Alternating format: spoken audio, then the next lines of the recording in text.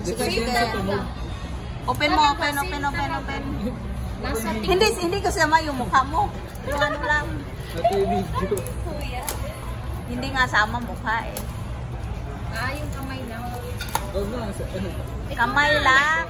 Kamay lang.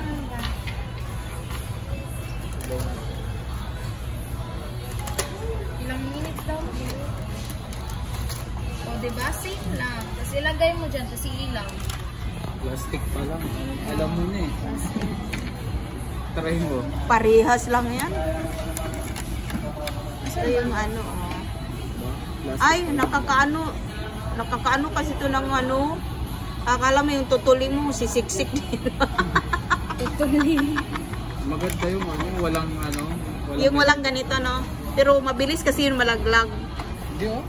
Pag AirPods ng Apple, hindi naman. Ano ba to? Pwede mo naman din itong tanggalin ng plastic. Pag ganito ang ano ko, tinatanggal ko yung plastic. Kasi parang hindi siya dumidikit eh. Silicone? Oo. Tinatanggal ko kasi. Masakit sa tenga yan? Kasi hindi ako nakakarinig eh. Manabibingi ako. Para siyang, mayroon siyang soundproof.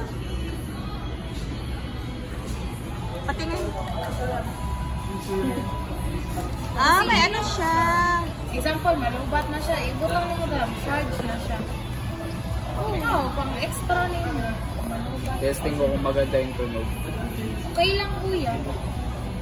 Kasi ganitong brand. Pero masakit siya. Ganitong brand. Same brand. Dala ko nga eh.